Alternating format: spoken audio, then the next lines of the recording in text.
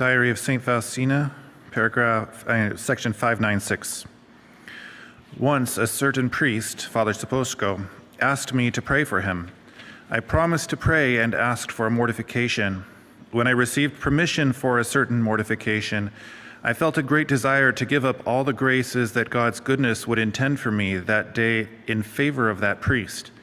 And I asked the Lord Jesus to deign to bestow on me all the sufferings and afflictions, both exterior and spiritual, that the priest would have had to suffer that day. God partially answered my request, and at once all sorts of difficulties and adversities sprang up out of nowhere, so much so that one of the sisters remarked out loud that the Lord Jesus must have a hand in this because everyone was trying Sister Faustina.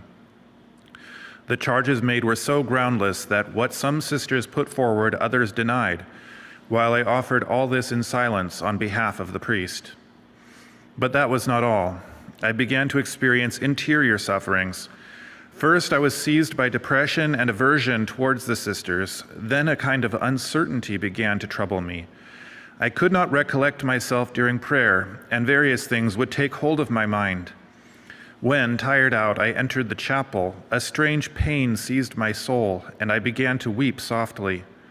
Then I heard in my soul a voice saying, "My daughter, why are you weeping? After all, you yourself offered to undertake these sufferings. Know that what you have taken upon yourself for that soul is only a small portion. He is suffering much more." And I asked the Lord, "Why are you treating him like that?" The Lord answered me that it was for the triple crown meant for him, that of virginity, the priesthood, and martyrdom. At that moment, a great joy flooded my soul at the sight of the great glory that is going to be his in heaven. Right away, I said the Te Deum for this special grace of God, namely, of learning how God treats those he intends to have close to himself. Thus, all sufferings are nothing in comparison with what awaits us in heaven.